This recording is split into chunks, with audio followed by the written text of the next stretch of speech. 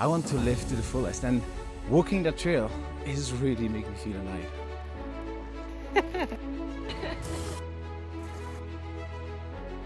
Absolutely gorgeous. Wow. Wow. Wow. Incredible. Wow. Wow. So beautiful, beautiful. So pretty. Beautiful moment. It's blue sky.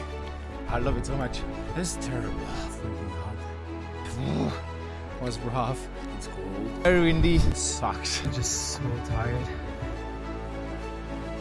Oh, brutal. It's cold. My feet hurt, my legs hurt, my knees hurt, my back hurt. I slept like shit. I woke up, my tent was wet, my sleeping. It has been a beautiful journey, and I'm feeling very grateful to be here.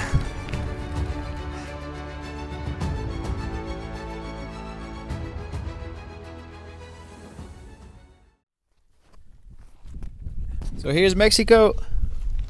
Now let's go north to Canada. It felt so surreal to stand at the monument before the towering wall separating Mexico and California. So yeah, this is the first step of a long series of steps. I've dreamt about this moment for so long, and now we were finally here at the start of the Pacific Crest Trail. Wet start? Wet start. For years, I had said one day I'll do a through hike. But the time commitment always seemed so daunting, and I kept pushing the dream aside. Eventually, I realized there's never a perfect time. You just have to go for it. And so that one day finally became day one. The first stretch of the trail takes you through the desert. 700 miles of heat, sand, thorns, and wind with hardly any shade. It's a harsh place, but it was so exciting to be out there, exploring this wild new environment. I think this is the only place of shade we found for the past 3 miles. Falling into a routine made one thing clear. A through hike is hard work. Wake up early, pack fast, check the map, plan the route, figure out how much water I need, find the next source, pick a good campsite, set up my tent, clean up, eat, and do it all over again. I honestly loved every bit of it. The challenge, the routine, the grind, it all felt just so good. It made me really happy. What a harsh environment to walk into. I know the umbrella is looking a little bit weird. It's actually super useful. It works extremely well. It's very, very hot. And right now I don't feel it. There was this incredible sense of freedom I'd be chasing. And now here it was. All those miles ahead, month with nothing but one goal. To be out here, living it, soaking in every moment. Yeah! We only have 2,560 left, so still a bit to go. I've done lots of hiking before, but a through hike is different in many ways. The first week was a true discovery. Everything was new, my gear, my habits, my environment, and the people around me. It's incredible how fast the landscape can change. Yesterday and this morning we were in the desert. It was only cactuses and thorny plants, and it was so hot and dry and rocky, and now we're in the middle of a grass field. There is a real sense of camaraderie on the trail. Sharing the same purpose and experiences brings everyone together. People are happy, friendly, and genuinely supportive.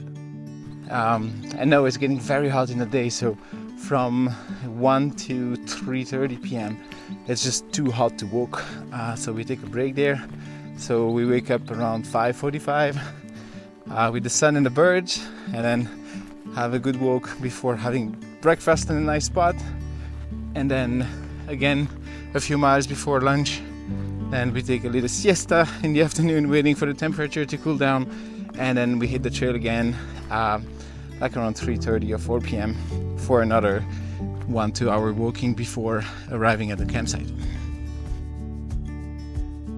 4 months before the trail, my wife misstepped crossing a street and completely snapped a ligament in her foot.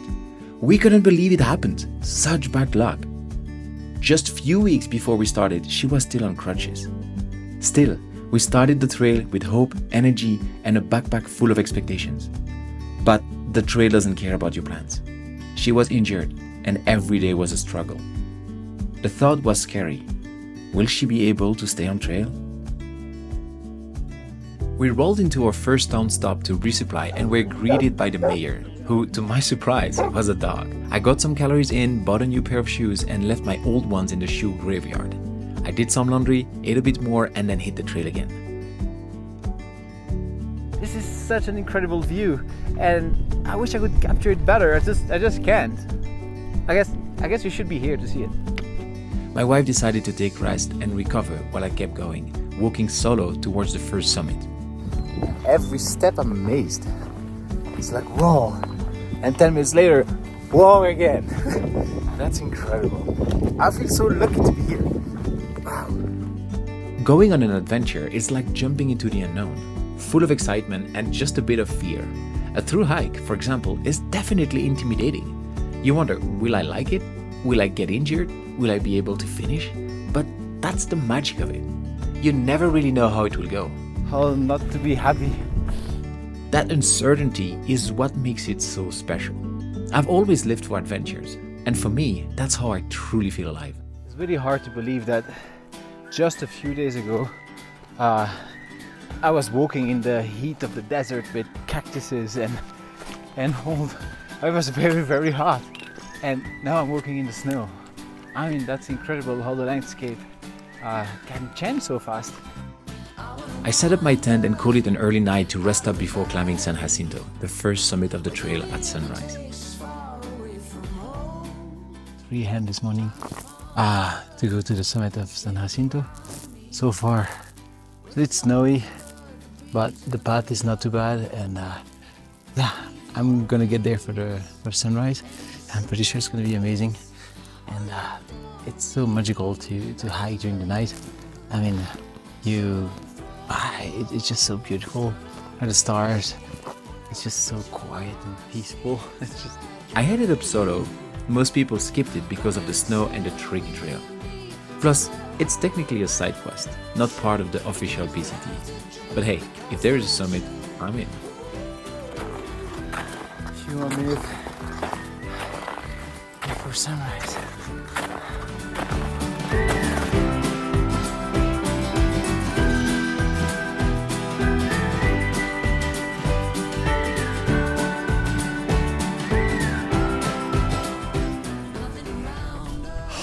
Wow. It is so gorgeous. And I'm completely alone on the summit. There's nobody else. I did the whole climb alone, and our planet is so beautiful.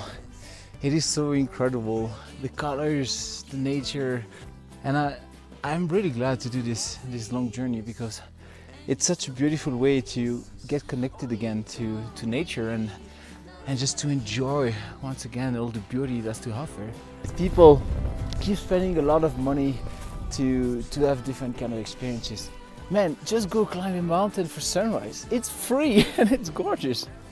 On the way down, I couldn't stop smiling and felt so much gratitude for being alive. A few years ago, when I nearly died in this tsunami and earthquake, I promised myself to live every single day of my life to the fullest. And you know what? I'm here, and this is really what it feels like. Feeling so alive.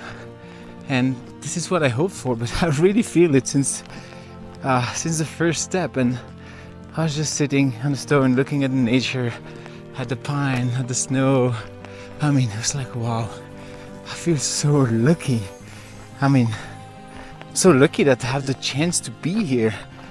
I could have died that day. Luckily I did not, and I get to experience things like that. And I really hope that this is also going to inspire others to go on such adventures. And it doesn't have to be that, because this is my thing, right? But whatever it is for you, I think it's so key that you give yourself the chance to actually go after that and make it happen. Because life is so short, and we keep postponing the thing that we want to do. We keep postponing our best life for later and saying like, I'm going to do that next month, next year, next weekend, or whenever, whatever. But we don't know what's going to happen in the future. And so if we don't dare to take the step, and yeah, it's super scary. I mean, whatever you want to do, you're going to have to get out of your comfort zone, probably, You're gonna try not to slip while talking. Do things you're not used to do. And you know what? Maybe I'm gonna keep recording that in a few minutes.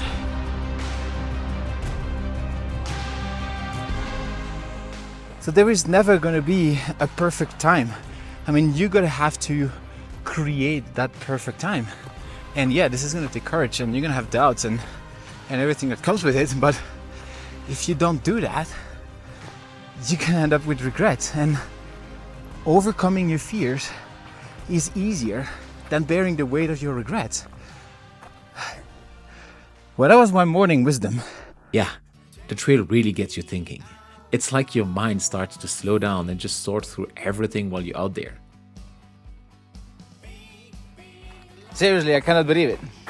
This morning I was up there. Ask my knee. They know. Oh yes, they know. It has been a rough day. After the snow and cold, I was already back to the heat and sand. It's so crazy that yesterday I was up there and it was so freaking cold. And as I was going down, I did like 2,400 meters down yesterday, which was a lot for my knees. But as I was going down, the temperature started warming up, and from the snow and the pine trees started becoming more like the desert. And this night was very, very warm. And right now it's 6:30. Just sun is just rising, and it's super hot already. So I think this is gonna be a very hot day today.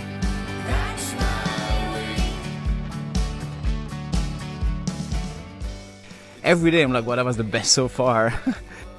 My wife was waiting for me at the trailhead where the road crossed. She was still in a lot of pain, and the next section looked pretty tough. So she decided to rest a bit longer and catch up in the next town. I gave her a quick hug and then kept moving. I completed my first walking marathon.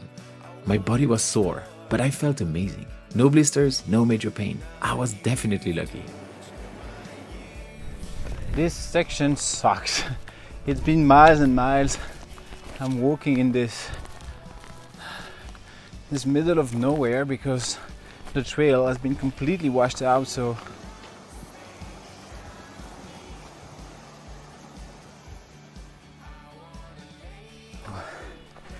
today's a hard one. I had 6,400 feet up, 20 and a half miles. I think I should have stopped at the last camp 4 miles ago. But I feel my legs have no power anymore, and my mind either. Start wanting to take breaks. I look at every stone looking like, oh, that's a beautiful seat.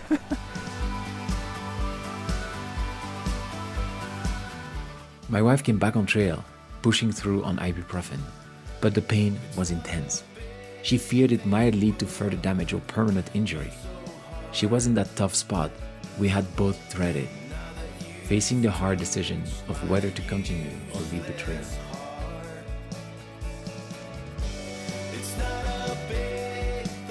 Rihanna decided to leave the trail this morning.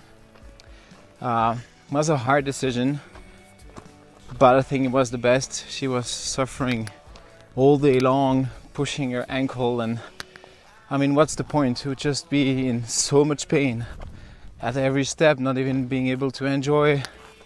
I was so sad to see her suffer so much. And then, yeah, it's really hard because we decided to go on the trail together. It was a little bit more my dream than hers, but still there was an experience of us. And now that she's gone, it's gonna be very difficult.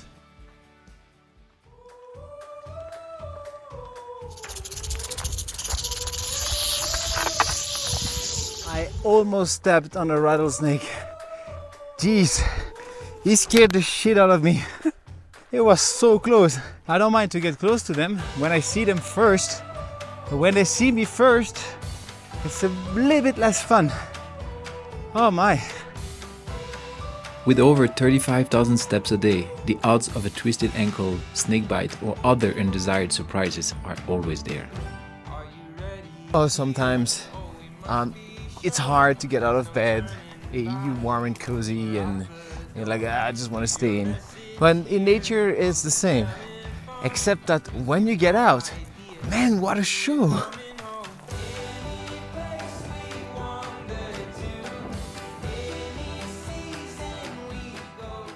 everybody's hiking at his own speed.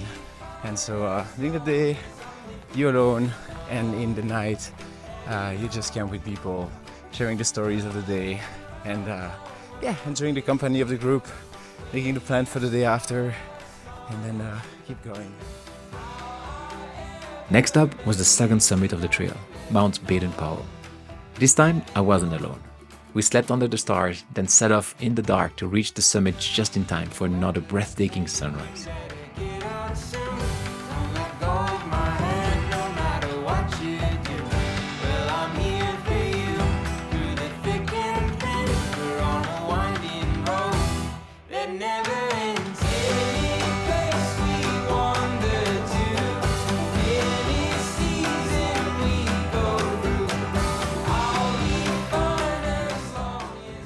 The miles passed more quickly, and soon 18-20 miles a day became the norm.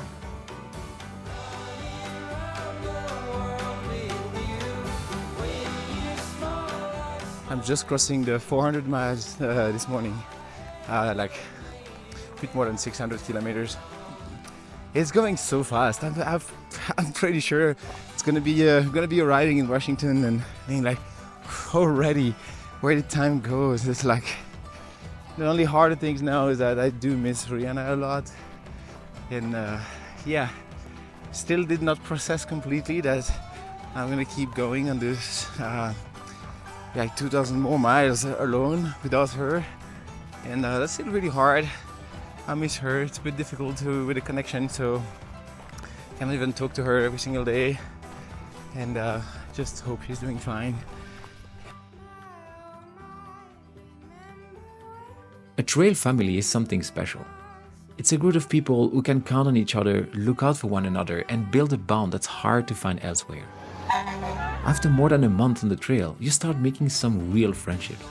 People you can trust, laugh with, and share the journey. At camp, the vibe is always fun and relaxed. No phones, no distractions, just pure real human connection with people who are all in it together. And honestly, it's these people that make the adventure what it is. They turn the long days, the challenges, and the beauty of the trail into something unforgettable. I received my trail name. It is Capitan. Our trail family is growing, and we are a bit in a hiker bubble right now. But it was really fun to camp with like 12, 15 people, share the stories of the day. On the trail, we go by our trail names, nicknames given to us by fellow hikers. It's all part of the trail culture, and it adds a fun, personal touch to the experience. Each name tells a story or reflects something unique about you.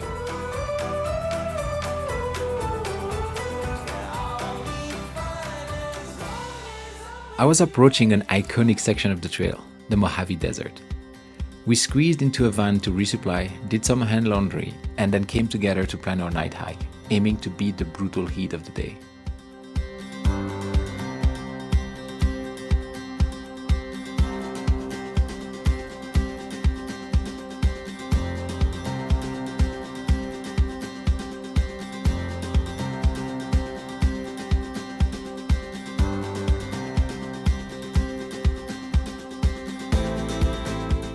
We grabbed glow sticks, painted our faces, and turned it into a hike party.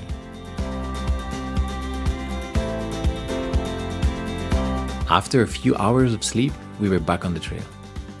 Crossing the Mojave Desert ended up being a blast, cruising through the night with great vibes and even better company.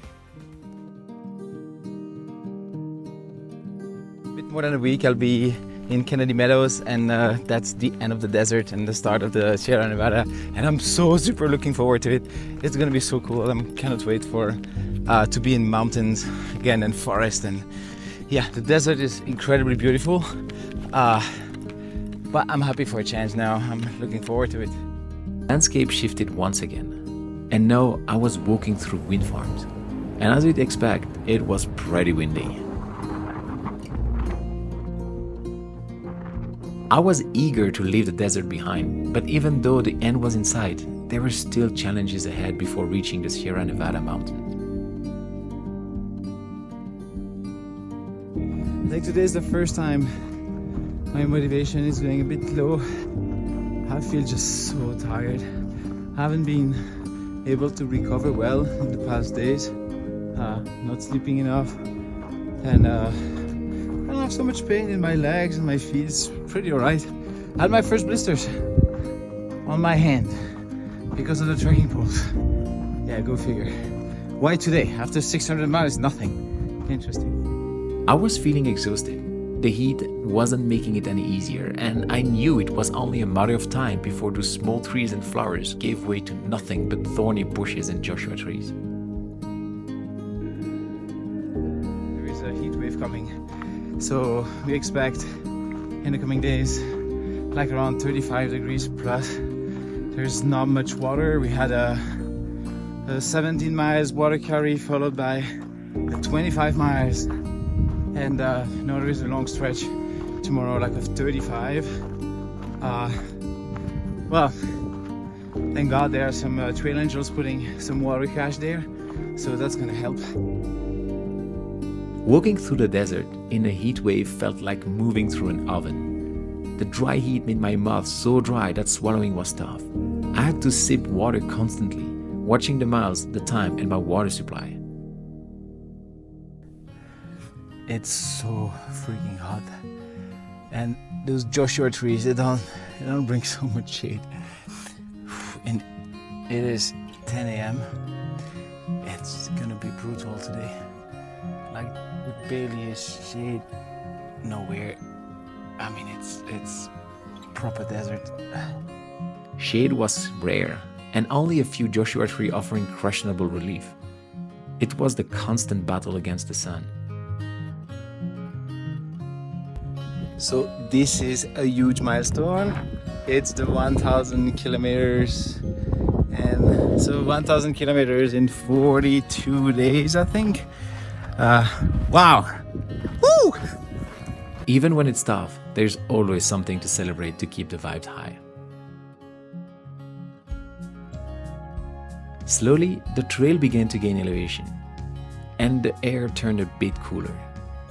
My shoes and sun hoodie were starting to fall apart. Looks like even they have been struggling in the desert. After more than 40 days in the desert, I finally reached Kennedy Meadows, walking the final miles with my trail family. We were all happy and proud to have made it through the desert. I was exhausted, but ready to enter the Sierra Nevada.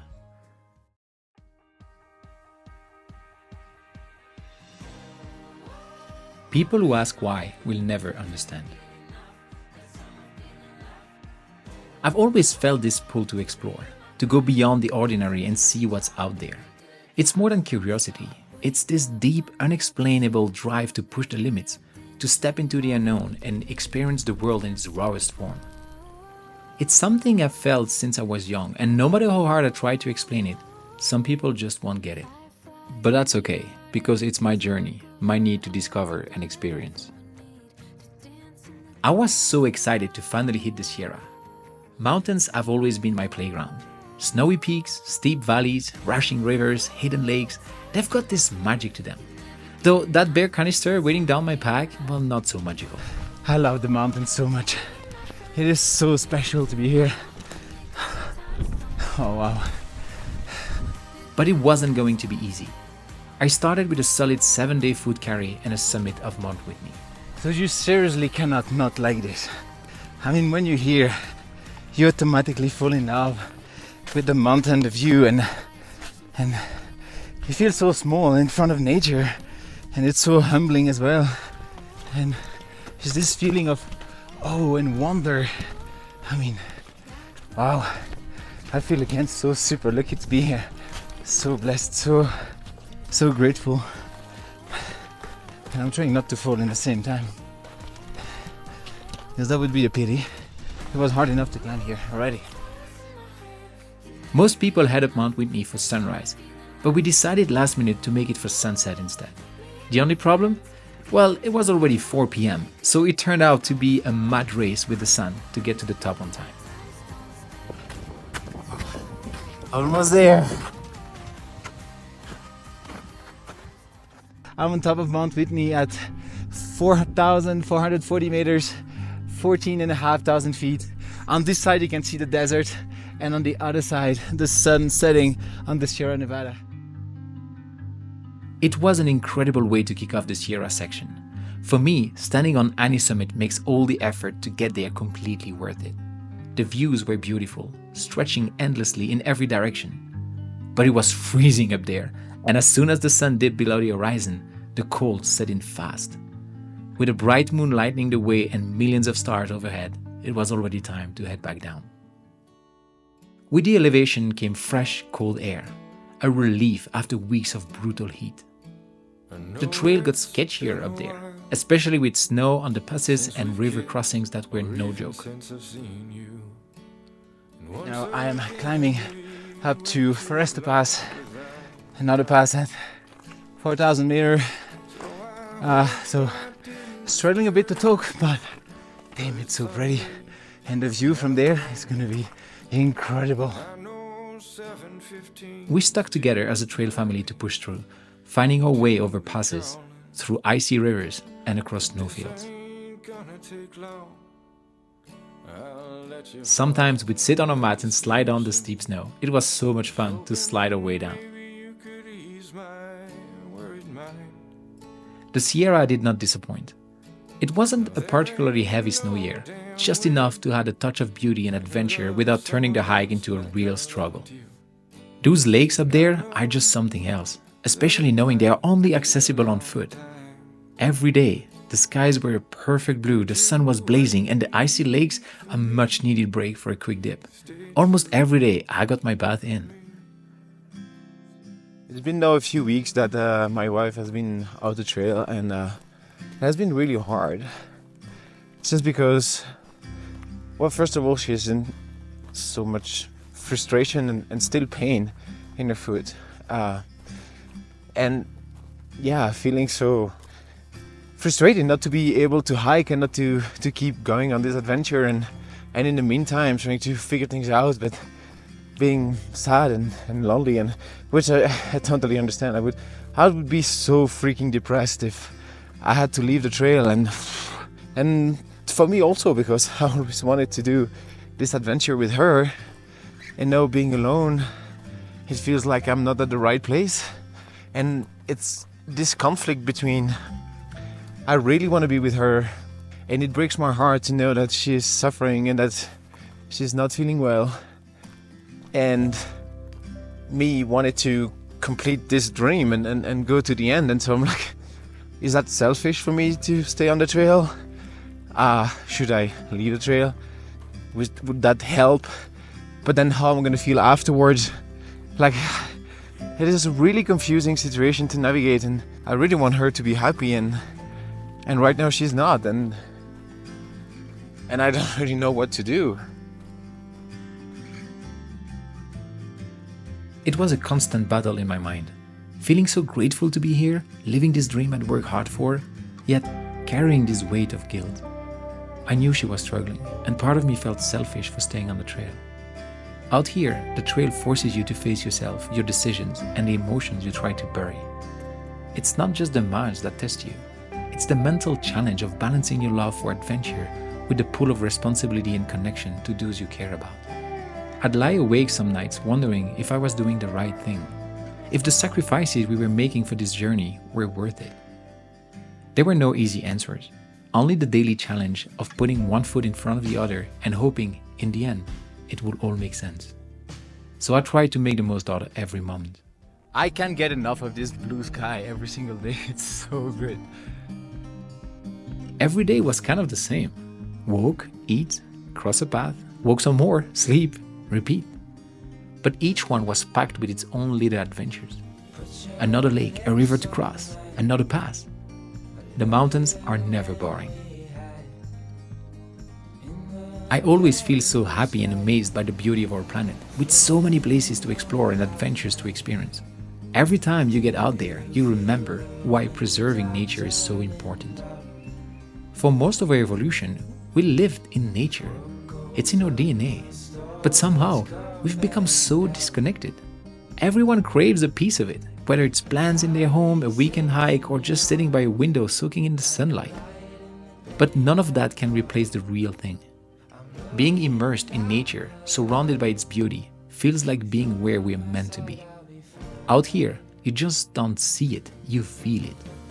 And that's something worth preserving.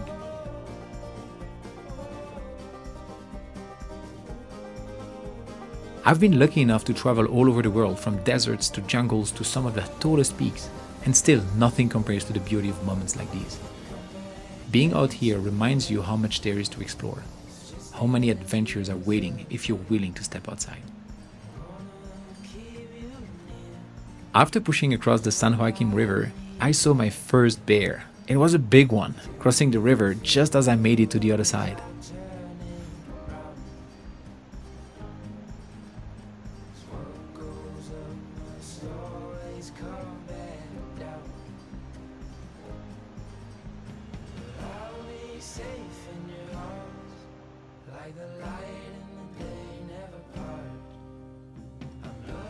Every day on the trail, I was surrounded by so much beauty. And at night, we'd all gather around the campfire, swapping stories, sharing laughs. And it really felt like we were more than just hikers. A group of friends bound by the trail. The weather had been perfect. But in the mountains, things can change in an instant. One minute the skies were clear, and the next a storm rolled in out of nowhere, changing the scene. The thunder was right on top, shaking the ground and echoing off the mountains. It was a powerful reminder of how quickly things can turn. But just as fast as it came, the storm passed, and by the next day, the sky was blue again, as if nothing had happened. I'm just leaving town where I spent like a day and a half with my wife, resupplying, resting, and she also was so sweet. She prepared a full program, so we went to different lakes. We had a lot of fun. It was really great. And she also told me that she was about to leave the United States and go to Colombia in a few days. Looking at her leaving and knowing that I'm not going to see her for the next 3 months was really hard, and just makes me question. I love being here, but in the same way, like, what am I doing here? I want to be with her. And She never once asked me to leave the trail. In fact, she was incredibly supportive and encouraged me to keep going, reminding me that I had my own path to follow. I knew she'd figure things out. She is one of the most independent person I know, and it felt like she was on her own journey as well. Despite the doubts and the weight of the decision, I choose to stay on the trail and finish what I started.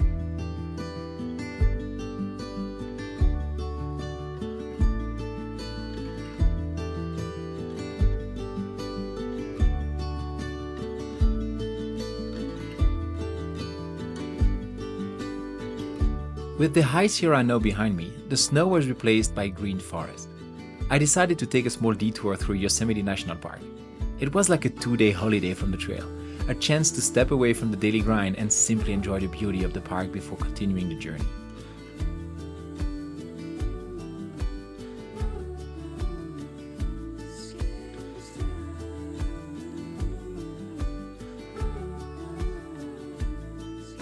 I'm just back from Yosemite National Park. We went down to the valley, which was absolutely stunning. I had to take a photo in front of El Capitan, and we met very cool people. I've been going rock climbing next to a waterfall. It was superb. It was amazing. And then we had a nice dinner. We cooked together, chilled a bit by the river, had a nice refreshing dip, and now we're back on trail. More rivers, more lakes, and unfortunately, a whole lot more mosquitoes. Way more than I expected. I thought for sure that'd be a nightmare in Oregon, but nope, they hit me hard right at the end of the Sierra. No matter where I stopped, they were everywhere, buzzing around my face, biting at every exposed inch of skin. I could never escape them. It's insane how something so small can mess with your head, making you feel like you're losing your sanity.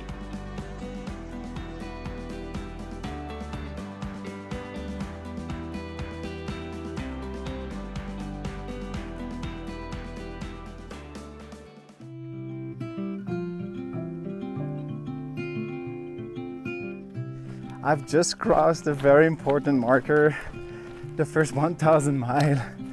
Wow, I have walked 1,600 kilometers from the Mexican border to here, almost getting into Lake Tahoe. It's surreal. I remember in the early days looking at a map of the West Coast and thinking, what I've walked so far feels so small, so insignificant. There is still so much ahead of me. But slowly, that started to change. I could feel the miles adding up, and I realized I was actually making real progress north.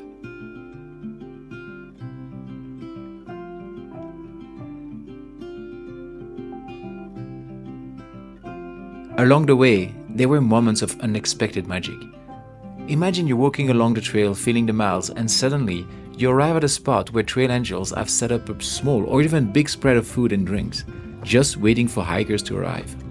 It's a moment that surely makes your day. That kind of generosity was not only inspiring, but also reminded me just how incredible this whole experience really was.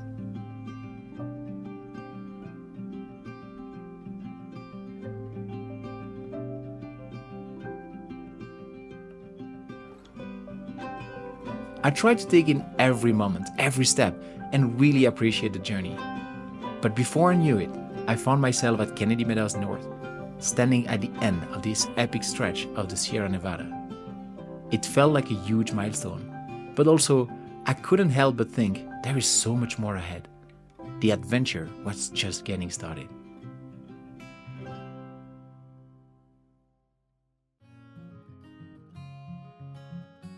After the Sierra, my trail family split up. Some got injured, some had to fly home, and others made different plans.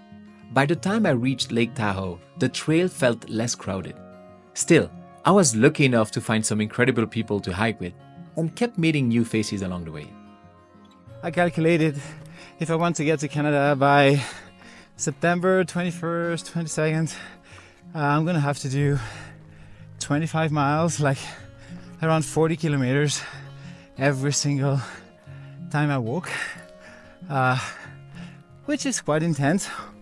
Right now the elevation is still quite brutal, so even though it's getting better, it's a bit less than in the Sierras, but it's at least 4,500 feet every day. North California was brutal, hotter than I expected. I thought the worst of the heat was behind me and the desert, but nope. The past few days have been a little bit rough walking in the burned area. It's just so hot, there is barely shade, and the landscape is, burnt. Walking through burnt scars was rough, dusty, and just uncomfortable. Every day I was covered in dirt, sweat, and grime. And I really missed the fresh lakes to clean up. And the elevation gain? Only a little bit less than the Sierra, with deep valleys and long, hot climbs. It is challenging, thinking that I'm not even halfway yet. So, but then you turn around, you look at the view, and like, okay, this is good. It was beautiful in its own way.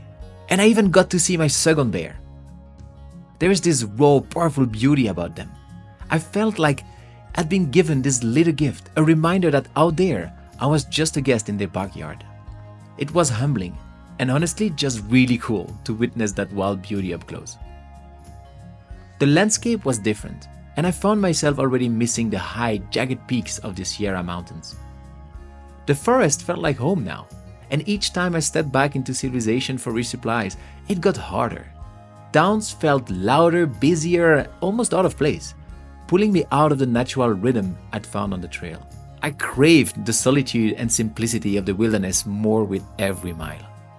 I went to town a few days ago to resupply, and that's quite interesting, or I start feeling very overwhelmed when I leave the trail, and it's just too many people, traffic jam, resupplying, the overwhelm of supermarkets, and there was just so much and so many things to do. I'm always looking forward to go rest and have a good night's sleep, but I can't wait to be back on trail.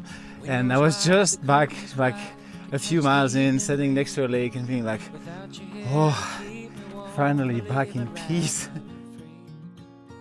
Life is very simple on the trail. Everything slows and you're completely in the present. There are other hikers, but most of the time it's just you and your thoughts. Sometimes a good thing and sometimes not so easy. In that solitude, you learn a lot about yourself. I've just crossed the PCT midpoint marker. Wow, it feels special. I'm like, I'm halfway. And wait, what?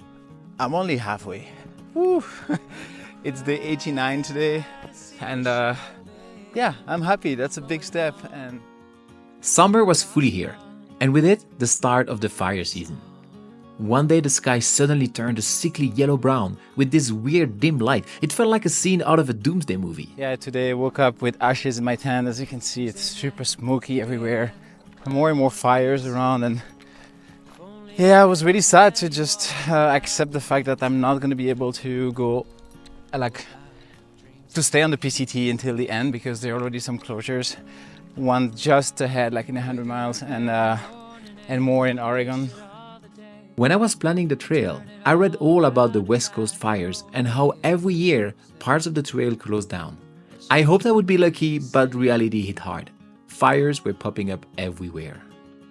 Oh, it is really bad. The air quality is terrible. It's not really fun. It's kind of depressing to walk into that. It hurts with your eyes, nose is stuck, and yeah, it's just gray and sad. On the trail, everyone was talking about it, trying to figure out plans to skip or detour around the closures. My goal was to keep a continuous footpath from Mexico to Canada, and I was stubborn enough to stick to that, even if that meant to walk on the road for a few days. And I knew it wasn't the last time. Oregon was burning too. As I kept working north, the sky finally started to clear up. After weeks of smoky haze, breathing in the fresh, crisp air felt amazing. The clear skies also gave me the first glimpse of a volcano, standing tall in the distance. The landscape around me was slowly transforming, shifting from the dry and dusty trails of Northern California to something new and exciting.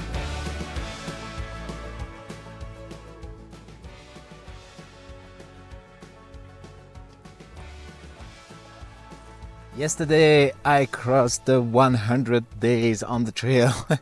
It's crazy to think that 100 days ago I started walking from the Mexican border in Southern California, and today, well, I'm still in California.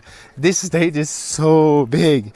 It is so long, and I think in about a week I should be in Oregon, which I'm super excited about. It's gonna look the same. I just need to feel like I'm moving forward. I think that's just the thing. And today it's raining. Hopefully it's not gonna last too long. Maybe it's good for the fires. But yeah, waking up when it's raining and getting out of the tent and it hasn't been raining so much on the trail so far, but just one day is too much for me. Been there, done that. Like, please give me some blue sky. And today it's gonna be a 32 to 35 miles day. So let's see. So far so good. The elevation is not too bad. That's why I thought it was a good idea to push a little bit further. And yeah, another great day on the Pacific Crest Trail. I could feel Oregon getting closer with every step, and it brought this buzz of excitement. I couldn't help but wonder what was waiting for me up ahead. New views, new challenges, and a whole new chapter of the adventure.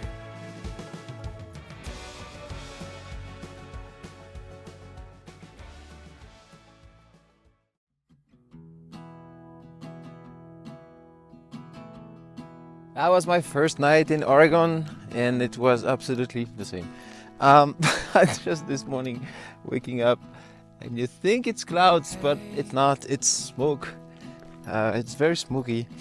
It smells like just walking next to a fire, which actually, technically, the fire is not too far from here. But yeah, it's beautiful, and in the same time, the air quality is really bad.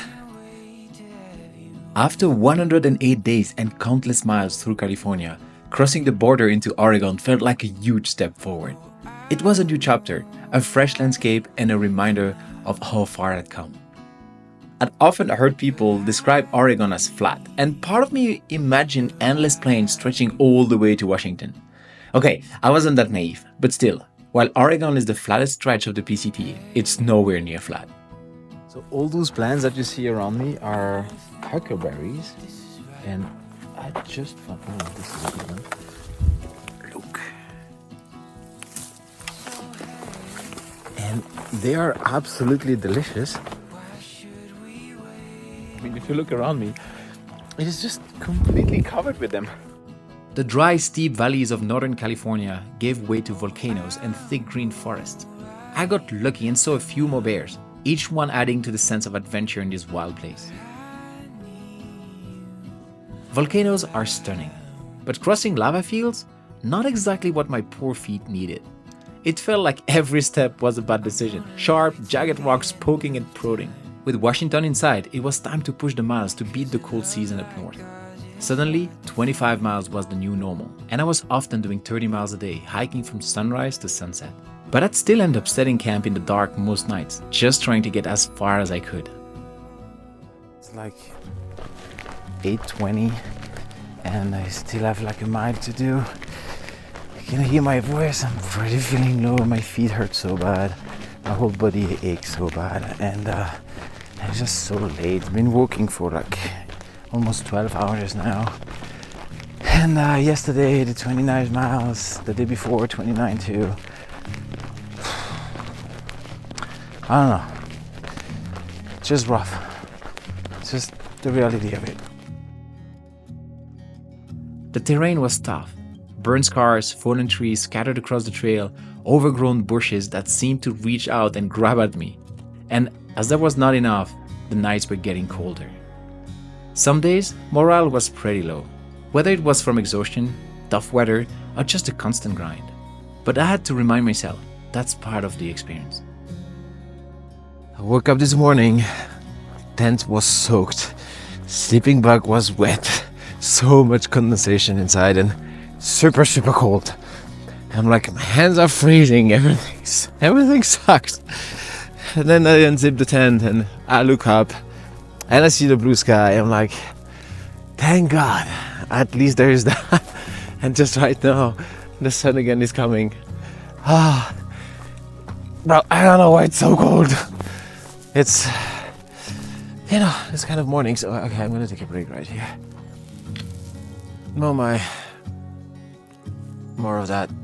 Please, more of that. The tough moments are what makes the victories feel even sweeter and the sense of accomplishment that much more rewarding. I've just met a day hiker going the opposite direction, and he's like, hey, good morning. And he's, hey, how you doing? I'm like, Start thinking, well, my feet hurt, my legs hurt, my knees hurt, my back hurt. I slept like shit. I woke up, my tent was wet, my sleeping bag was wet, my hands were freezing. I'm cold since this morning. I have 30 miles to walk today. I really want to take a shower. My battery is almost dying. I have pain in my arms as well for some reason. I'm so sick and tired of my food. I mean, I really would like to do a laundry. And in the coming 3 days, I have a road walk. And I mean, like, that kind of sucks. But then I answered, yeah, good. You? Have a good day. Yeah. And another challenge was just ahead. There was a fire closure just north of Crater Lake. A section of the trail reopened, but there was still one major closure. The detour was going to be a long road walk, days actually. But I had to do it. This was probably the last one, and skipping it would have made the rest feel pointless. Wow, it was rough to walk on a straight line with underwhelming landscapes for hours. So there was a trail closure and I've walked for 3 days on the road, like almost 80 miles, which was absolutely terrible. And now I just see this again. Oh my God, finally going back in here in the trail and not being on the road anymore. That was just terrible. It feels so good to be here. Yeah, but that's worth it. I mean, when you're stubborn to keep the footpath, that's what you have to do. Life in the woods felt natural now. Like this was where I belonged. Whenever I could, I'd skip the tent and just sleep under the stars. It was simple, peaceful and grounding. Not to mention the nightly show of stars that never failed to amaze me. Occasionally, the trail would lead through burn scars. These raw, open stretches made the vibrant forest ahead feel even more alive. a reminder of nature's resilience and constant renewal. How we feel about something always depends on our perspective on that thing. For example, if you've never been on a hike, a 10-hour hike seems quite intimidating. If you've been on a few multi-day hike, then suddenly a 10-hour hike is like, oh, not too bad. If you've been hiking for 5 months, well, a 10-hour hike is just a warm-up.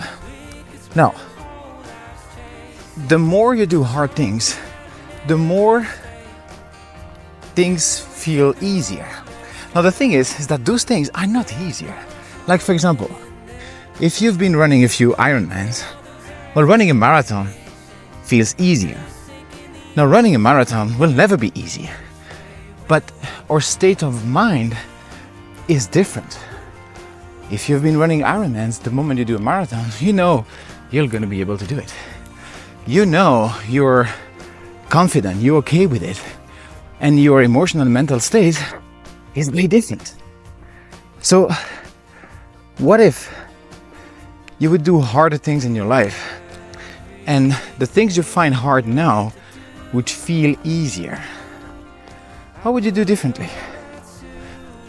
What would you change in your life? What would you try to do? What would you pursue? I think life is getting very different the moment we change our perspective. I know one of the easiest ways to change your perspective is actually to do things. If you do hard things, you have more things in your life that seem easier. Just another trade-out. Yep, that's what happens when you spend hours walking alone with nothing but your thoughts. You turn into a part-time philosopher. It was almost September, and the weather was growing colder and colder with every step north. I'll admit the thought of colder and wetter days ahead wasn't exactly exciting. But those last miles before crossing into Washington were pure magic. Like stepping into a fairy tale with cascading waterfalls and misty forests surrounding me. And just like that, Oregon was behind me. Another chapter of this incredible journey complete.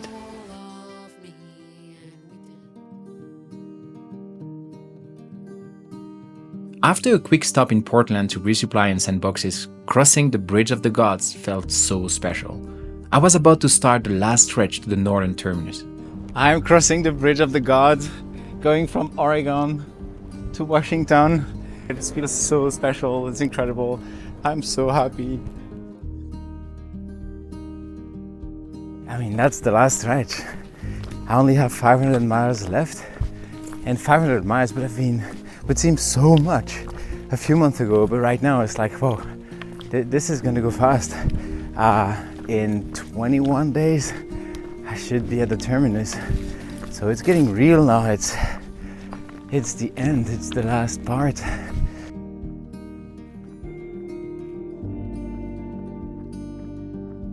Looking at the map, I couldn't believe how far I'd come since stepping away from the Mexican border. Part of me was ready for the trail to end, but at the same time, I didn't want it to be over. It was such a strange mix of emotions.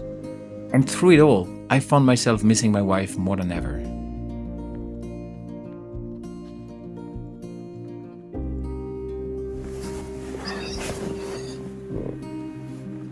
I'm just turning 35 today. What a great place to celebrate another birthday. To celebrate my birthday on trail, walking 27 miles.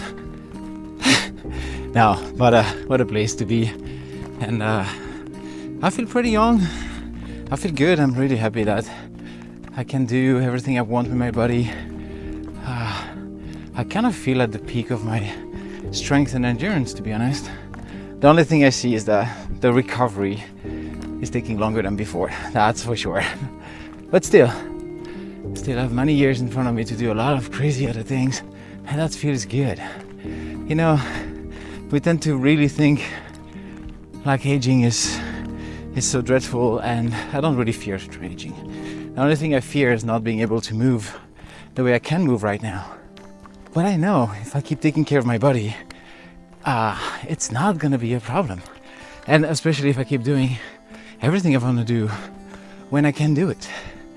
I met a few 60 or 70 years old people hiking alone, backpacking in the Sierra Nevada, crossing mountains, and like that was so inspiring to see like, hey, it doesn't have to be that I'm getting into the 40s, 50s, 60s and just can't do much anymore. Stay on your couch and just be bored. I don't know, I would be. Everybody's own lifestyle, I'm not judging, but I need to be out there and I need to do cool things. So yeah, so I guess that's the plan. Keep taking care of my body so I can keep doing and going on crazy adventures. I even got to blow candles and make a wish. Turning 35 didn't feel all that different. Just me out there, doing my best not to lose my mind. The first 35 years of my life have been incredible. And now I'm more determined than ever to make the rest of it as exceptional. Every achievement comes down to one thing: playing the long-term game. It's about committing to the journey, pushing through the tough moments, and knowing that something amazing waits on the other side. But it's not just about the end goal. It's about enjoying the process, the lessons, the growth, the small steps that lead to something incredible. I know it sounds cliche, but in the end, it's not just the destination that matters, but a journey that shapes who you become. I was most excited for the Sierra, but Washington turned out to be a wonderful surprise. The nature and landscapes were breathtaking. Well, when I had a view. Everything was incredible, except the weather. Rain became almost a daily thing, and I chased every sunbeam to dry and warm up. Woke up at 5 this morning. Have to get going today to get on time to the post office, and yeah, it's 26 miles, so that's why it started with a headlamp in the dark and in the rain. Now, hiking in the dark sucks. Hiking in the rain sucks. Both together, it's terrible. The frustration with the weather was real, although the fog and clouds did give a mystical and spooky vibe. It's cold. It's rainy. When I think about all of the things that you and me could be. But as it always goes, after the rain comes the sunshine. I want to be with you both day As the skies cleared, the majestic volcanoes emerged, standing tall and stunning all around me. I learned to make the most of every sunny day, knowing it was often brief and that the clouds could roll in again at any moment. forever. But at least we can grow old together. I love a good view at the end of a hard climb. Yeah, stunning. I can see the Yeah, you just need to use your imagination. reflecting in your eyes. Today is day 150 and I'm just about to cross the 2,500 miles marker. So that means that I only have 150 miles left and the journey is going to be completed. The days seemed to fly by. I found myself counting the number of times I'd have to set up my tent, realizing that soon the dream of hiking the PCT would be nothing more than a memory. But I wasn't there yet. Ahead of me lay another fire closure, and this detour wouldn't be on the road.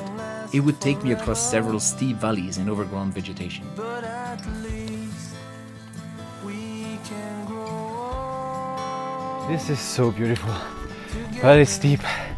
This climb is kicking my ass. But wow, what a view. It's incredible. I crossed just here next to the peak. I went all the way down to the river and I'm back all the way up to cross somewhere over there. Because after that, going up and then going back down in the valley on the other side just to go up for 20 miles. That's gonna hurt. And it surely did, but it was awesome. The beauty of nature was breathtaking. The flowers, the summits, the rivers, and the sound of nature all around, even hearing wolves in the distance. But the weather was still pretty rough.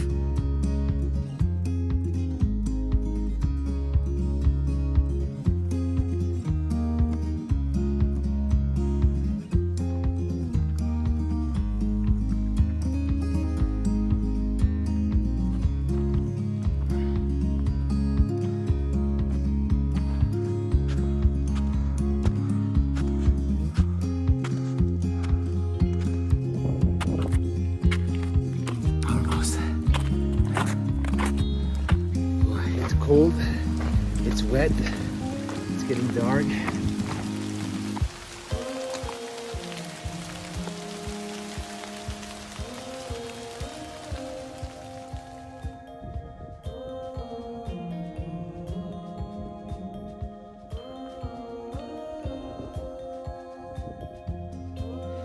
I just stepped out of the bus, the shuttle going from Stehaken back to the trailhead, and yeah, it's the last time. That was the last ride to the trailhead. This is the last stretch. There is a bit more than 80 miles to the Canadian border. I can't believe it. It's the beginning of the end now. As I got closer to the end, I found myself reflecting on the journey and the lessons that have stuck with me. When you are tired, hungry, in pain, or just ready to stop for the day, it's easy to focus on the finish line. But the trail taught me otherwise. Happiness is always to be found in the experience itself. The warmth of the sun after a cold night, a shared laugh with hikers, or the rare luxury of a hot shower. Those little moments, even in the struggle, are what truly mattered. And I loved it all. And then there is the magic of the people you meet along the way, the generosity of the trail angels, the kindness of strangers who offer you something when you need it the most. They don't give because they expect anything in return. They give because they understand that helping others makes the world a better place. I learned that generosity doesn't come from what we have. It comes from who we are. I'm beyond grateful for all the people who crossed my path, for my body that carried me through it all, for nature that constantly humbled me, and for my wife, whose support kept me going even when I felt torn between two worlds. Today is Canada Day. Finally. Wow. Yeah, it's Canada Day. I would say nothing matters, but it rained the whole day yesterday. It rained the whole night. Everybody's pretty miserable. We've got a lot of people who camped where I was yesterday, and yeah, everybody's soaking wet and so cold. Some of them have been caught in a snowstorm that hit yesterday, like 50 miles north. Yeah, it's rough. It's really rough last days. It is snowing. Really? My God. Yesterday was raining and snowing and so cold. And today it's blue sky. 156 days after leaving Campo, the Mexican border, I was walking the final miles to the northern terminus. It was exhilarating. My mind raced back to day one, the first step, the desert, the friends I made, the first summit, crossing the Sierra, Oregon, walking the Bridge of the Gods, and now being almost there, at the end of the journey.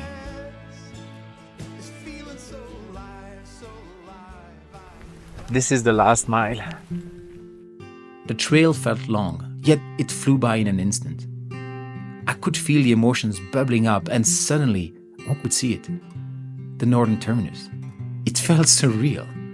I didn't know what to say or do. I just smiled and stared, overwhelmed by too many emotions to process. So grateful. What a special adventure. It has been a beautiful journey and a long journey, 5 months being in nature, in the woods. It's just very special things to do. We took a few photos, and just like that, it was time to start a 31-mile trek back to the trailhead. It was over, but I had to keep going what I'd done for so long, walk. Only this time, I was heading south. You know how you can think for so long about something and then it took 5 months to do it. And now suddenly it's over. It feels very strange. It's like, did that happen? I mean, obviously it did, but wow, I set up my tent, and as the sun set behind the snowy peaks, it hit me. This was the last time. We often forget how alive we feel when we answer the call of adventure. It's easy to fall into routine and take life for granted, but out there, every day was a chance to truly live in a way the ordinary can't offer. Here's the truth. They say it's never too late to make your dreams come true. But honestly, one day it will be too late. So why wait? Go, explore, laugh, and live. I'm Capitan, and this was my journey north on the Pacific Crest Trail.